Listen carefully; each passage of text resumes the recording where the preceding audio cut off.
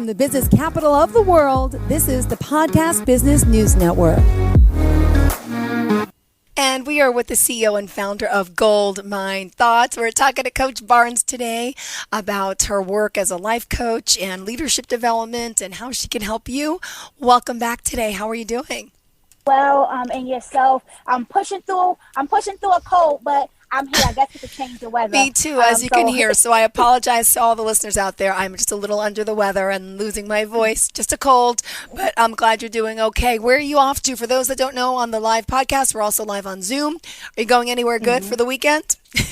I'm actually on my way back to the city from upstate. My niece was recognized at her college that she graduated, Upstate TC3. She was received the Extinguished Alumni Award. She's the first young African American woman to receive so for community service. And the foundation is named the Melquan Anderson Foundation, fighting against gun violence via education. So we were up there at the commencement ceremony, celebrating her with great honor. So I'm like out of the mind with joy and excited about that. So now I'm heading back to the city. Congratulations. That's awesome. Thank you so much. Awesome. Yes. Wow. So for new listeners out there, introduce yourself, please. Awesome. Thanks for tuning in, guys. This is Queens and Kings. This is Coach Barnes, founder and CEO of Gold Mine Thoughts. I am a leadership development and life coach. I also focus on polishing your crown and loving yourself through your trauma. So I'm located in Brooklyn, New York, in the heart of Brooklyn. 55 Washington Street, Brooklyn, New York, 11201, right in the Dumbo area. I was born and raised in Brooklyn, and I am here to help service you. Oh, I'm loving it. I'm loving it. And that's what you do. GoldMineThoughts.com. Is that the website? Yes, it is. Gold Mine Thoughts is www.goldminethoughts.com. My social media handles are at Coach Barnes GMT. You can follow me on Twitter, Facebook, Instagram, and even TikTok. Got it. All right. So staff training, leadership development, and so much more. What did you want to discuss for us today?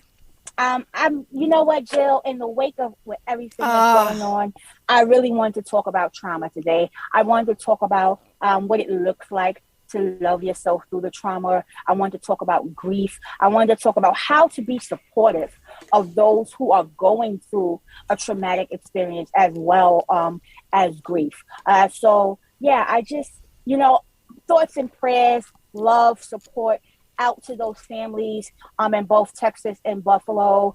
The unthinkable has happened. And it's times like this that we all need to pull together.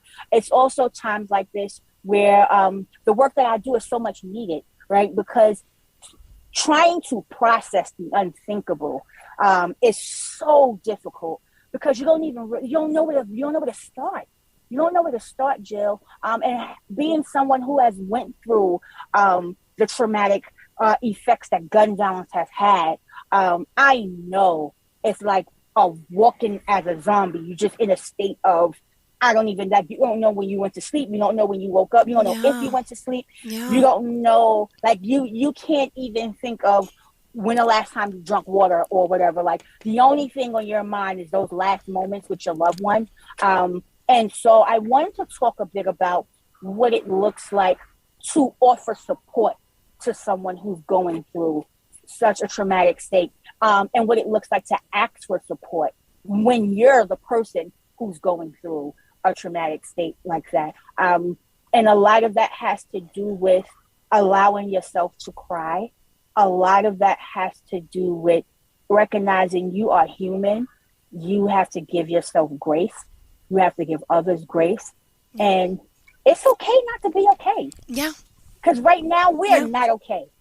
We are not okay at all. And even though it may not have affected you, and then when I say you, I mean the individual, because you didn't know the people in Texas or in Buffalo, it's still they're human beings and it's life. And if you are a parent or you have nieces and nephews, or teacher or any of those type of things, or people in that line of work, it tugs at your heart, Yeah. It tugs at your heart and your emotions. And we're not okay.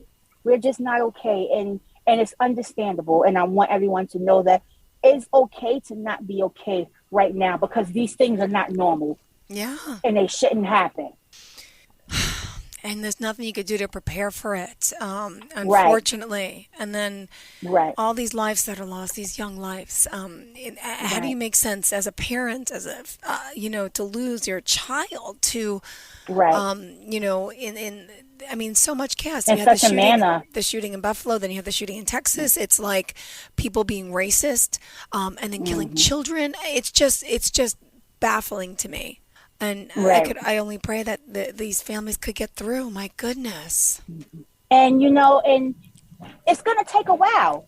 Really, I really just want to be honest in that. And I want people to understand it is going to take a long time to try to even recover or start to heal from this. And my charge to everyone is to give these families grace. My charge to Yeah. everyone is be a listening ear. My charge to everyone is respect these individuals, these families, these communities, respect their process. Because for many people, their day, by next week, their days will become regular again. Their days will move on. They will be able to put the next foot in front of the other and go.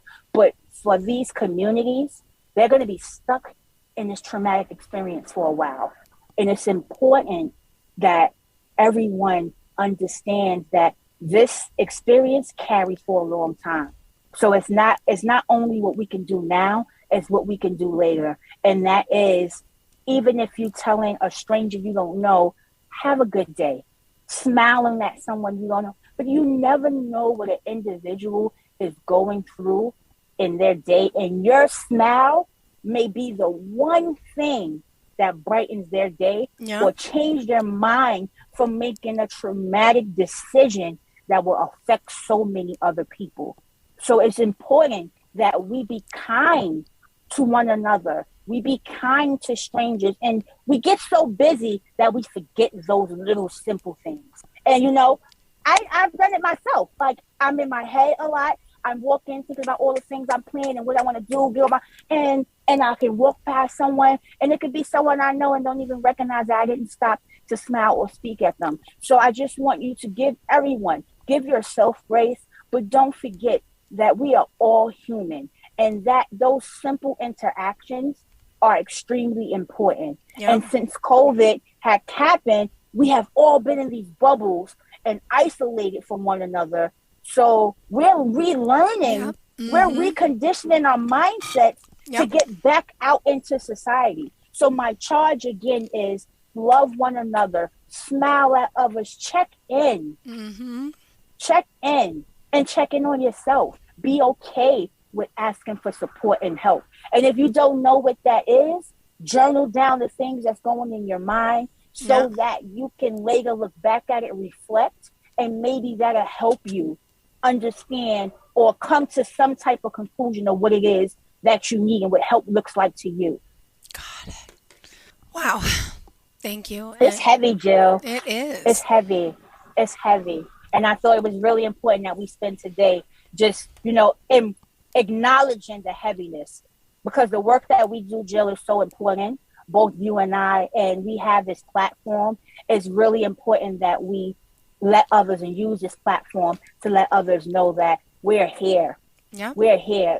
If you need to call in, call in. Even if it is that you're just listening in, we're okay with that. We are here. We care. We love you. And we will continue to use our platform to uplift, elevate, encourage, inspire, and motivate others.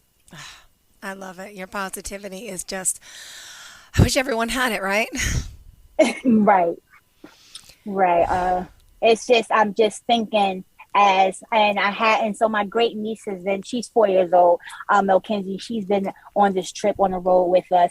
And because of my sickness, I walk around with my oxygen, Mm-hmm. and she's like, Titi, why do you always have that thing in your nose? Oh, And I'm like, it's helping me breathe. She said, well, can I help you breathe? I'm like, well, I was